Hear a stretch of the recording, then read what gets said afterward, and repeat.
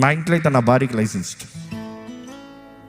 నేను పడకెక్కుతాం కష్టం, ఎక్కిన నెక్స్ట్ సెకండ్ ఫోన్ నా చేతిలో ఉండదు.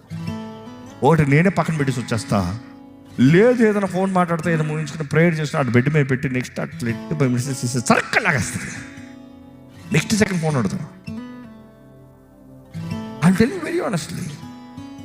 అండ్ ఇన్ఫాక్ట్ నేను ఏదైనా అర్జెంట్ ఉండు అక్కడ మెసేజ్ పెడతానంటే ఫస్ట్ లేచి వెళ్ళి అక్కడ కొట్టుకుని పెట్టించారు ఏంటంటే, you have to have that discipline. ఎందుకు చెప్పనా, ఫోన్ నీ చేతిలో ఉందనుకో, కళ్ళు మూసేంత వరకు ఇక్కడే ఉంటుంది.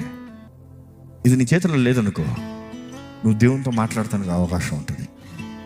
అపాధ చేయగలిగినంత నీ దగ్గర ఒక 10 విషయాలు ఇంట్రెస్టింగే చూపిస్తాడు, అవసరమైనవే చూపిస్తాడు. నువ్వు ప్రార్థన చేయకుండా చేస్తానికి. అపవాది చేయగలిగినంత నువ్వు దేవునితో ఎక్కడ మాట్లాడతావా అని వాడి భయం. నువ్వు ప్రార్థన చేస్తా నీ జీవితంలో కార్యం జరుగుతుందని వాడు తెలుసు.